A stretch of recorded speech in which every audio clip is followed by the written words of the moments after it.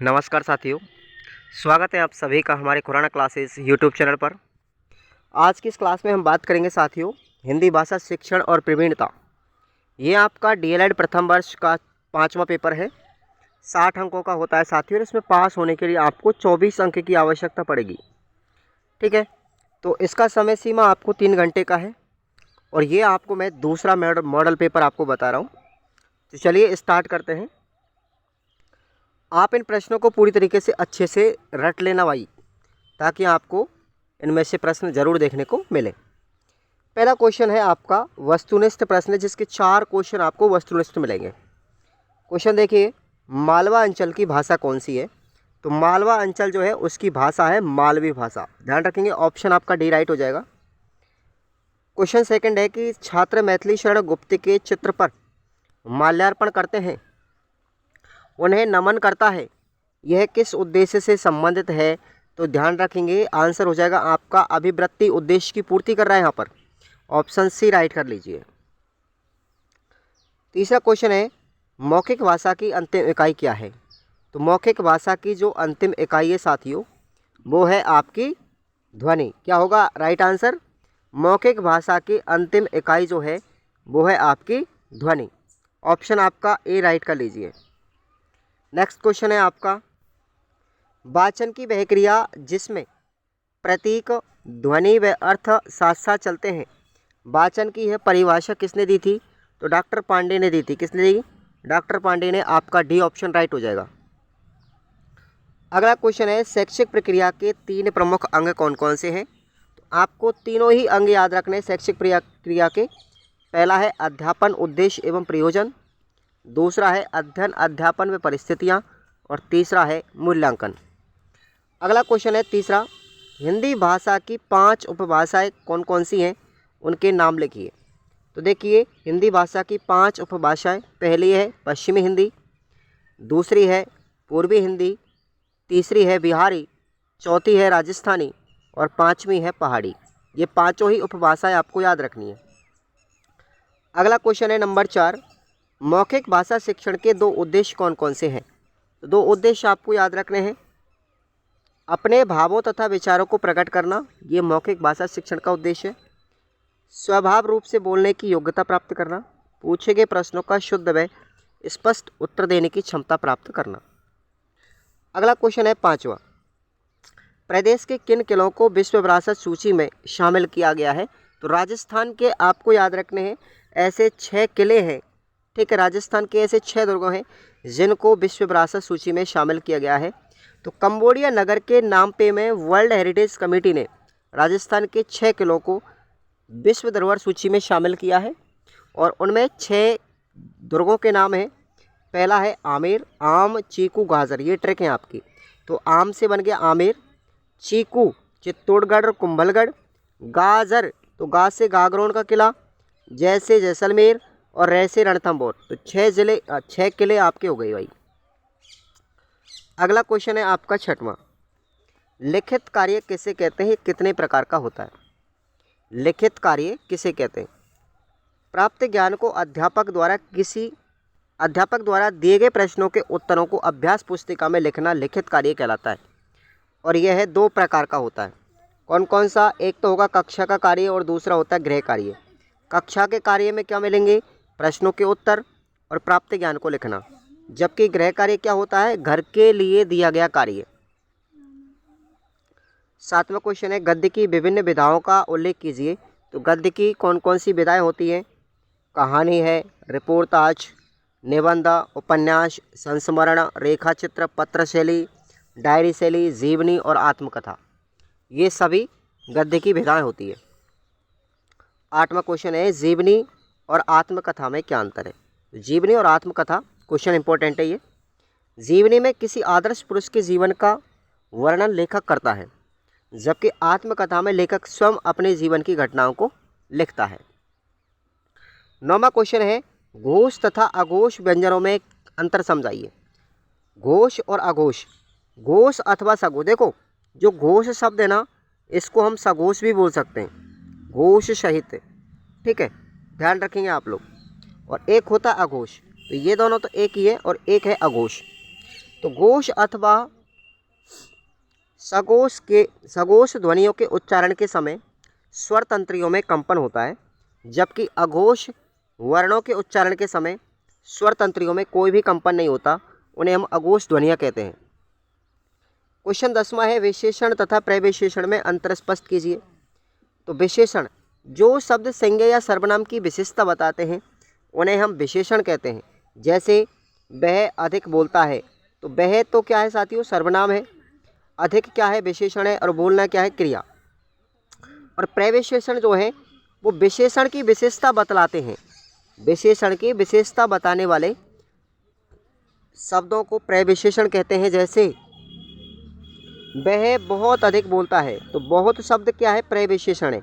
किसकी विशेषता बतला रहा है, अधिक की विशेषता बतला रहा है। अधिक क्या है, विशेषण, और बहुत क्या है, प्रविशेषण। 11वां क्वेश्चन है, सहस्वर वाचन की 4 विशेषताएं। तो सहस्वर वाचन की 4 विशेषताओं, पहली है शब्दों की ध्वनियों का ज्ञान, दूसरा है शब्दों का अर्थ, तीसरा है वाचन का ढंग, और चौथा है विराम चिन्ह। तो ये सहस्वर वाचन की 4 विशेषताएं को ध्यान रखना। अगला क्वेश्चन है, देखिए राजस्थान की प्रमुख बोलियां। राजस्थान की प्रमुख बोलियां कौन कौन सी हैं? देखिए भाई, आपको 5 बोलियों के नाम याद रखने। 5 बोलियों के नाम याद रखने। पहली है पश्चिमी राजस्थानी। तो ये कौन कौन सी क्षेत्र में बोली जाएगी? जोधपुर, बीकानेर, जैसलमेर, उदयपुर, गौड़वाड़ी। ठीक है, ये क्षेत्र है। और पश्चिमी राजस्थान की जो बोली है वो है आपकी मारवाड़ी, बीकानेरी, मेवाड़ी और शेखावाटी, सिरोही। ठीक है। उत्तर पूर्वी राजस्थान जो क्षेत्र है वो अलवर भरतपुर है, और अलवर भरतपुर में अहिरवाटी तथा मेवाती भाषा बोली जाती है। उसके बाद पश्चिमी मध्य पूर्वी राजस्थान। मध्य पूर्वी राजस्थान में जयपुर, कोटा, बूंदी क्षेत्र आता है, जिसमें ढूंढाड़ी, किशनगढ़ी और अजमेरी भाषा बोली जाती है, बोलियाँ। चौथा है दक्षिणी पूर्वी राजस्थानी क्षेत्र। ये मालवा के आसपास का क्षेत्र है, जिसमें मालवा बोली बोली जाती है। 5वां है दक्षिणी राजस्थान, निमाड़ के आसपास का क्षेत्र है, जिसमें निमाड़ी भाषा बोली जाती है। अथवा में आपको क्वेश्चन याद रखना है, आधुनिक भारतीय आर्य भाषाओं के विकास की प्रक्रिया को समझाइए। ये आपको याद रखना है। क्वेश्चन नंबर 13वां है, हिंदी भाषा शिक्षण के उद्देश्यों को लिखिए। तो हिंदी भाषा शिक्षण के उद्देश्य देखेंगे, बच्चों को घरेलू भाषा व मानक भाषा के बीच में जुड़ाव स्थापित करना।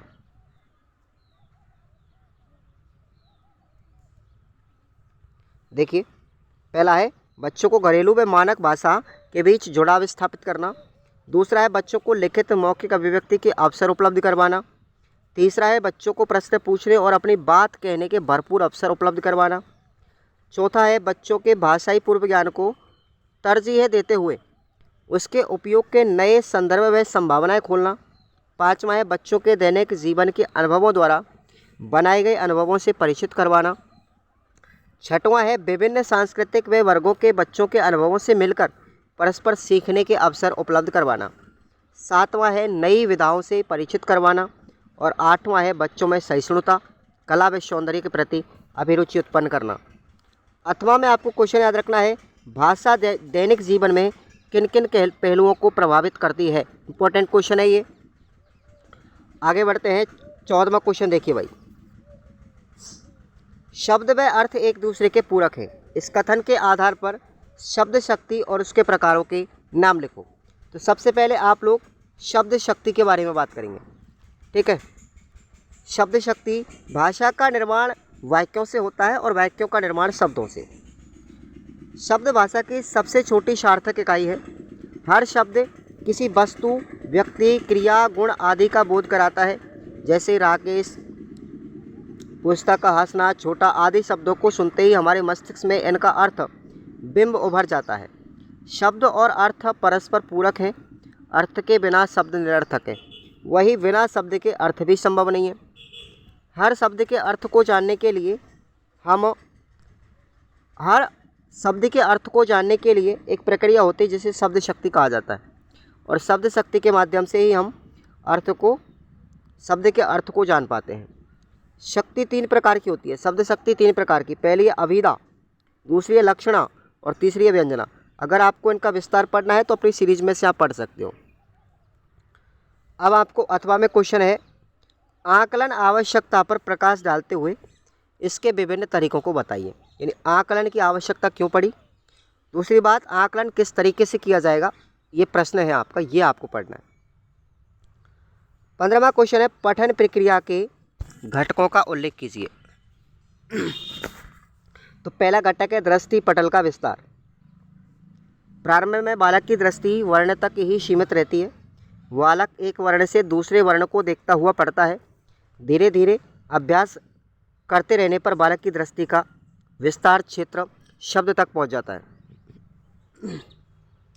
दूसरा है बिंब शब्द से अर्थ ग्रहण करने के अनुमान मूलक योग्यता विकसित होती है। तीसरा घटक है तीव्र गति, यानी गतिपूर्वक पढ़ना।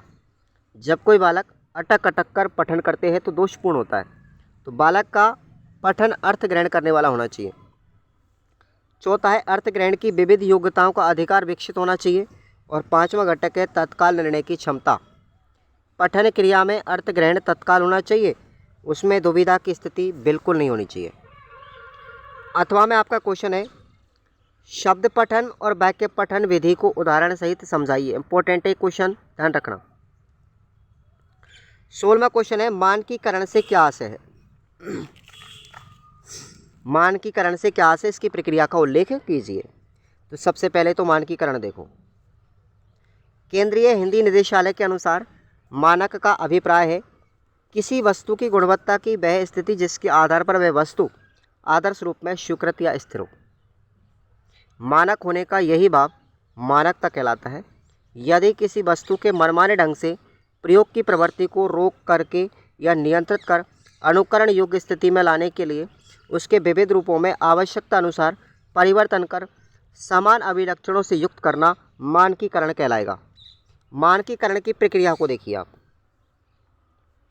किसी भाषा का सहज रूप से मानक भाषा में बनने की ओर बढ़ना उसके उद्भव के बाद से ही प्रारंभ हो जाता है।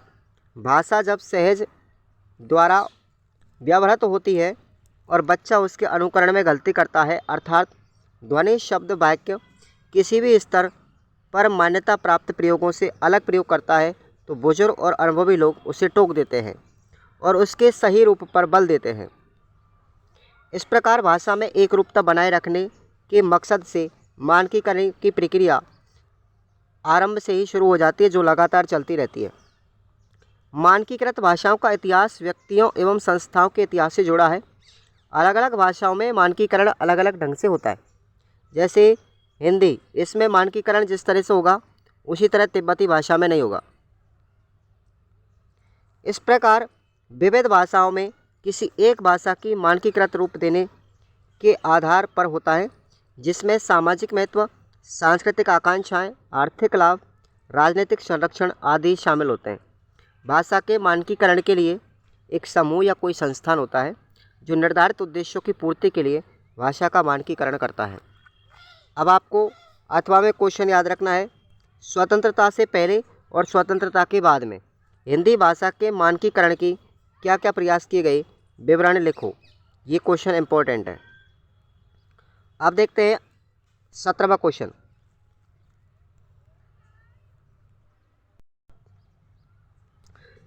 क्वेश्चन है, छात्रों में पठन कौशल के विकास के लिए कौन कौन से प्रयास या गतिविधि की जानी चाहिए। तो देखेंगे सबसे पहले, विद्यार्थी को आत्मविश्वास के साथ निसंकोच पढ़ने के अवसर दिए जाएं। प्रसंग तथा अवसर अनुकूल स्वर में ओजस्विता और माधुर्य का समावेश हो। शुद्ध व स्पष्ट उच्चारण पर विशेष ध्यान दिया जाए। उचित यति गति विराम चिन्हों को ध्यान में रखना चाहिए। अति शीघ्र, अति मंथर, अति उच्चार स्वर, अति मंद स्वर से पढ़ना दोषपूर्ण है। भाव अभिव्यक्ति की स्पष्टता, उचित मुद्रा व भाव भंगिमा के साथ पढ़ना चाहिए। संदर्भ पुस्तकों को पढ़ने रहने का अभ्यास। कठिन शब्दों के अर्थ हेतु शब्दकोश का उपयोग भी करते रहना चाहिए। अब गतिविधियाँ कौन कौन सी करेंगे पठन कौशल के विकास के लिए। पहले ही बात आती है आदर्श वाचन की। शिक्षक आदर्श पठन प्रभावपूर्ण शुद्ध उच्चारण व हाव भाव के साथ पढ़े। दूसरा काम करेंगे अनुकरण पाठ। छात्रों के अनुकरण पाठ हेतु स्वस्वर पठन का निर्देश दें। शिक्षक छात्रों के स्वस्वर पठन के समय उनके उच्चारण पर ध्यान रखें। और बच्चों को अभ्यास कार्य भी दिया जाना चाहिए। बाल गीत, अभिनयात्मक बाल कविताएँ आदि का हाव भाव के अनुसार पठन हो। शब्दकोश देखने का अभ्यास हो। प्रतियोगिताएं कराई जाए गद्य पठन, कविता पठन आदि में। अर्थ ग्रहण करते हुए पठन की क्षमता के विकास हेतु प्रश्न कराना चाहिए। अब आपको अथवा में क्वेश्चन याद रखना है। पठन कौशल का मूल्यांकन या आकलन हम कैसे करते हैं, प्रक्रिया को आपको समझाना है। क्वेश्चन नंबर आता है हमारा 18वां। तो आपको मैं टिप्पणी बता रहा हूँ। पल्लवन क्या चीज़ है, सबसे पहले तो ये याद रखें पल्लवन क्या है। सामान्यतः जब हमें किसी के संक्षिप्त भाषण या लेख को विस्तार देना होता है तब साहित्य की भाषा में उसे पल्लवन कहते हैं। उस भाषण में उन शब्दों की आवश्यकता या व्याख्या करनी पड़ती है जो सामान्य व्यक्ति के अनुभव के दायरे से बाहर होती है। इसका अर्थ यह हुआ कि विस्तार करने में सबसे पहला बिंदु व्याख्या करना आता है। कई बार अपने द्वारा की गई व्याख्या को व्यक्ति दूसरे शब्दों में प्रस्तुत करता है, यानी कि प्रकार अंतर से वह उसी बात को दोहराता है। विस्तार करने का दूसरा बिंदु है दोहराना। लेखक या वक्ता की इस बात को प्रामाणिक बनाने के लिए उदाहरण देना होता है। सेकंड है इसके ऊपर कि लिखित अभिव्यक्ति में विचारों की क्रमबद्धता से क्या तात्पर्य है। लिखित अभिव्यक्ति में विचारों की अभिव्यक्ति क्रमबद्धता का होना आवश्यक है, क्योंकि क्रमबद्धता के अभाव में विषय को समझने में कठिनाई आती है और कभी कभी अर्थ का अनर्थ भी हो जाता है।